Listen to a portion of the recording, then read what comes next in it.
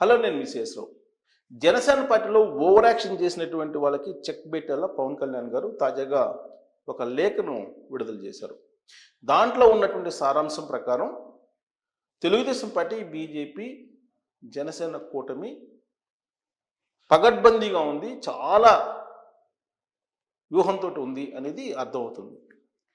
$2.5 trillion భారత ఆర్థిక వృద్ధి పెరిగేలాగా లక్ష్యాన్ని పెట్టుకున్నాం.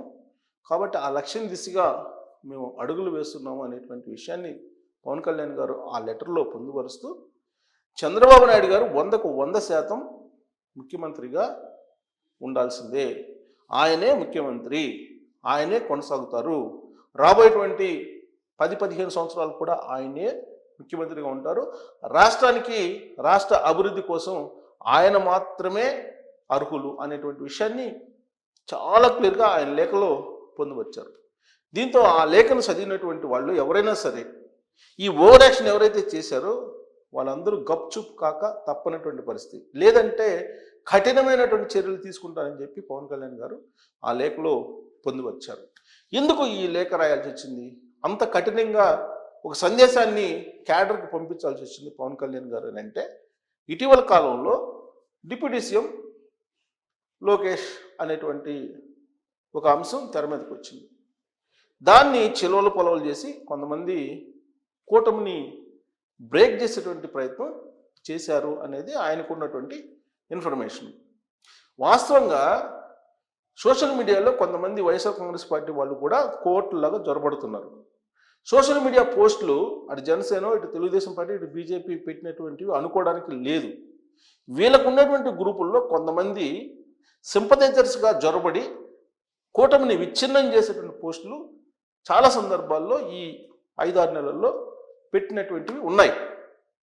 ఆ విషయం తెలుసుకోలేనటువంటి కొంతమంది ఆ పోస్టులకు రియాక్ట్ అవుతూ తెలుగుదేశం పార్టీ వాళ్ళు కానీ, బీజేపీ వాళ్ళు కానీ, జనసేన వాళ్ళు కానీ వాళ్ళతో యుద్ధానికి దిగుతున్నారు. దీంతో సోషల్ మీడియా వేదికగా చేసుకొని ఒక రచ్చ నడుస్తుంది. కూటమిలో ఏదో ఉంది, కూటమి మధ్యలో అగాధం ఉంది, కూటమి మధ్యలో గ్యాప్ ఉంది, ఇప్పుడున్నటువంటి కూటమి ప్రభుత్వం నిలబడదు, ఇలాంటివన్నీ కూడా ప్రచారం చేస్తున్నారు. అంతేకాదు బీజేపీ పెద్దల సహకారం సంపూర్ణంగా జగన్మోహన్ రెడ్డి గారికి ఉంది కాబట్టి జగన్మోహన్ రెడ్డి గారి తోటి అలాగే పవన్ కళ్యాణ్ గారితో ఇద్దరితోటి బీజేపీ డ్రామాలాడి రాష్ట్రానికి అన్యాయం చేయబోతుంది అనేటువంటి ఒక ప్రచారం కూడా పెద్ద ఎత్తున జరుగుతోంది. కానీ ఆ ప్రచారానికి ఆంధ్రప్రదేశ్లో జరుగుతున్నటువంటి అభివృద్ధికి పొంతన లేకుండా ఉంది. ఆంధ్రప్రదేశ్లో అభివృద్ధి 6 నెలల్లో తీసుకుంటే దాదాపుగా 3 లక్షల కోట్ల రూపాయలు విలువైనటువంటి పెట్టుబడులు వచ్చాయి. వీటితో పాటు కేంద్ర ప్రభుత్వం నుంచి వచ్చినటువంటి సహాయ సహకారాలు కనుక మనం రివీల్ చేసుకుంటే నరేంద్ర మోడీ గారికి, చంద్రబాబు నాయుడు గారికి మధ్య ఎంత సఖ్యత ఉందనేది అర్థమవుతుంది. విశాఖ కేంద్రంగా చేసుకుని జరిగినటువంటి సమావేశంలో ఇటీవల కాలంలో 1,75,000 కోట్ల రూపాయలు విలువైనటువంటి గ్రీన్ హైడ్రోజన్ ప్రాజెక్ట్ వచ్చింది. దానికి ఆయనే శంకుస్థాపన చేశారు. ఎన్టీపీసీ, ట్రాన్స్కో సంయుక్తంగా ఆ ప్రాజెక్టును చేపట్టింది. అలాగే రోడ్డు కనెక్టివిటీకి సంబంధించి దాదాపు కొన్ని వేల కోట్ల రూపాయలు ఇచ్చారు. అలాగే విశాఖ రైల్వే జోన్కు సంబంధించి క్లియరెన్స్ ఇచ్చారు. దానికి సంబంధించినటువంటి ప్రారంభోత్సవాన్ని కూడా చేశారు. రైల్వే లైన్స్ని అనేక శాంక్షన్ చేయడం జరిగింది. వీటితో పాటు కేంద్ర ఆధీనంలో ఉండేటువంటి ప్రభుత్వ సంస్థలు విభజన చట్టం ప్రకారం ఏ రావాలో వాటన్నిటిని ఇచ్చేదానికి గ్రీన్ సిగ్నల్ ఇచ్చారు. నరేంద్ర మోడీ గారు ఇటీవల కాలంలో అమరావతి నిర్మాణం కోసం 15,000 కోట్ల రూపాయలు కేటాయించారు. 15,000 కోట్ల రూపాయలు ఇచ్చారు, అనుమతి ఇచ్చారు రుణాలు తీసుకోవడానికి. ఇలా చెప్పుకుంటూ పోతే అనేకం కేంద్ర ప్రభుత్వం నుంచి సహాయ సహకారాలను ఈ 6 నెలల్లో సుమారుగా 3 నుంచి 4 లక్షల కోట్ల రూపాయలు విలువైన పెట్టుబడులను కానీ లేదంటే రుణాలను కానీ పొందడం జరిగింది. ఇవన్నీ చూస్తూ ఉంటే కేంద్ర ప్రభుత్వం, రాష్ట్ర ప్రభుత్వం మధ్య ఏమాత్రం విభేదాలు లేవు, అభిప్రాయ భేదాలు కూడా లేవు అనేది చాలా క్లియర్గా అర్థమవుతుంది. కానీ కేంద్ర ప్రభుత్వానికి, రాష్ట్ర ప్రభుత్వానికి మధ్య గ్యాప్ ఉంది, కూటమిలో గ్యాప్ ఉంది అనేటువంటి ఒక ప్రచారం బలంగా తీసుకెళ్లడం ద్వారా ఒక రాజకీయపరమైన అనిశ్చితిని క్రియేట్ చేసి రాష్ట్రానికి పెట్టుబడులు రాకుండా చేయాలనేది వైఎస్ఆర్ కాంగ్రెస్ పార్టీ యొక్క ఆలోచనగా ఉందని చెప్పి తెలుగుదేశం పార్టీ అలాగే జనసేన అధినేతలు నమ్ముతూ ఉన్నారు. ఆ విషయాన్ని దావోస్ వేదికగా కూడా చెప్పడం జరిగింది. రాష్ట్ర అభివృద్ధి జరగకుండా అడ్డుకునే ప్రయత్నం చేస్తున్నారు, కీలకమైన కంపెనీలకు మెయిల్స్ కూడా పంపిస్తున్నారు అనేది అటు చంద్రబాబు నాయుడు గారు ఇటు పవన్ కళ్యాణ్ గారి యొక్క అభిప్రాయంగా ఉంది. డైరెక్ట్గా లోకేష్ గారు అయితే ఒక మాట అన్నారు, అసలు ఎవరైనా పెట్టుబడులు పెట్టండి అని అంటే మళ్ళీ జగన్మోహన్ రెడ్డి రారని చెప్పి మీరు రాసిస్తారా అని చెప్పేసి అడిగారనే విషయాన్ని కూడా ఆయన ఎక్కడో ప్రస్తావించినట్టు న్యూస్ వచ్చింది. జగన్మోహన్ రెడ్డి గారు మళ్ళీ వస్తారని చెప్పి ఒకవేళ అనుమానం ఉంటే ఖచ్చితంగా పెట్టుబడులు వచ్చే అవకాశం లేదని ఆర్థికవేత్తలు కూడా చెప్తున్నారు. సో ఇలాంటి పరిస్థితుల్లో కూటమి స్ట్రాంగ్గా ఉంది అని చెప్పి పారిశ్రామికవేత్తల దగ్గరికి మెసేజ్ వెళ్ళకపోతే పెట్టుబడులు వచ్చేటువంటి అవకాశం ఉండదు.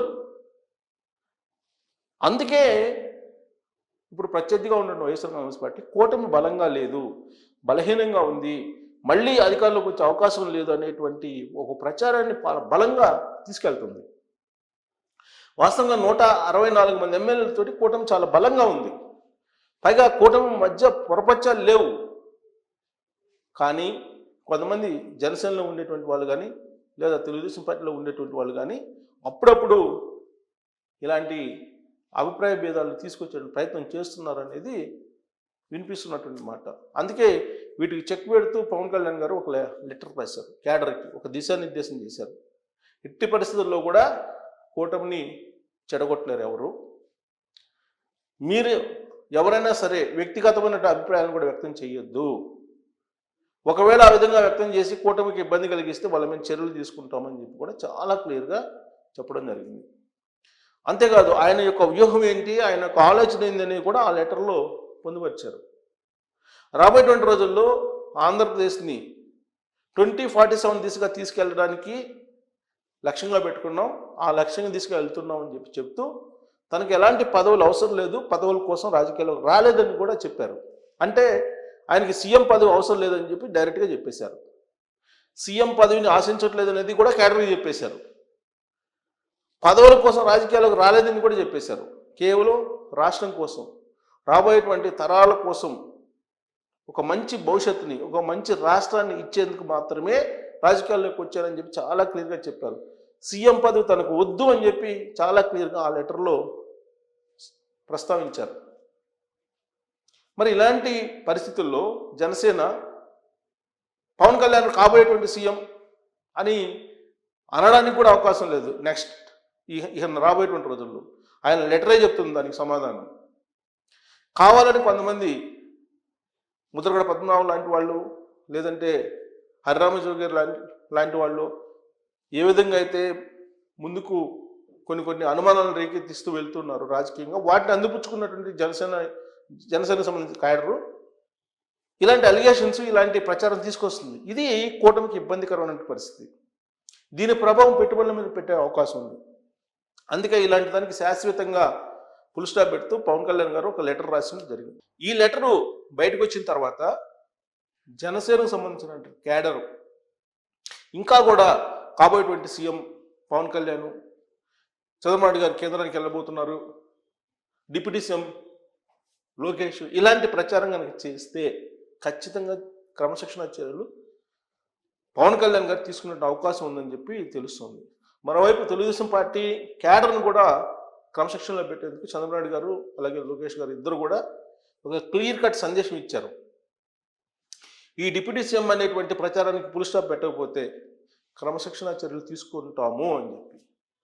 సో కాబట్టి టీ కప్లో తుఫాన్ లాగా ఇలాంటి వివాదం సమసిపోయినప్పటికీ కూడా అప్పుడప్పుడు ఎందుకు వస్తుందంటే కొంతమంది కోవట్లుగా ఈ కూటమిలో వైఎస్ఆర్ కాంగ్రెస్ పార్టీ వాళ్ళు మారి ఇలాంటి డిస్టర్బెన్స్ చేస్తున్నారు అనేటువంటి అభిప్రాయం కూటమిలో చాలా బలంగా వినిపిస్తుంది.